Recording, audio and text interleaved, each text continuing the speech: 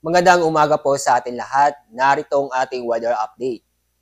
Humina ang amihan o northeast monsoon at hindi na po ito nakakaapekto sa bansa. Ito na lang pong shear line ang nakakaapekto sa malaking bahagi ng northern Luzon. Kaya sa malaking bahagi ng northern Luzon, makakaranas po tayo ng maulan na panahon. Samantala, wala po tayong binabantayan na panibagong low pressure area o bagyo sa dagat Pasipiko, lalo na po sa loob ng Philippine Area of Responsibility.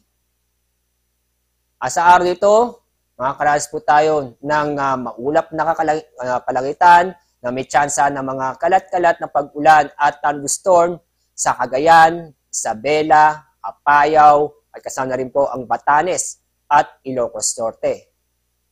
Samantala po, itong nalabing bahagi ng Luzon, kasama na rin po ang buong Kabisayaan at Mindanao ay magiging maganda at maliwas sa panahon. Kung saan ay bahagyang maulap hanggang sa maulap na kalangitan. Sa mga katuwid, masisilayan po natin si Haring Araw. Pero may tsansa pa rin ng mga localized thunderstorm kung saan magbibigay ito ng mga sandaling pag-ulan o biglaang buhos na ulan. Ngayong araw, wala pa rin tayong gale warning, kaya safe pa rin po pumalaot ng ating mga kababayan sa buong kapuluan.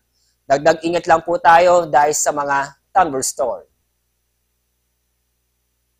Sa weather outlook sa mga piling lugar, mula bukas hanggang Monday next week ay patuloy pa rin tayo makakaranas ng maganda at maliwas sa panahon kung saan makakaranas pa rin tayo ng bahagyang maulap hanggang sa maulap ang kalangitan. Maliban lang po sa mga localized thunderstorm kung saan magbibigay ito ng mga mahihina hanggang sa katamtamang pag-ulan.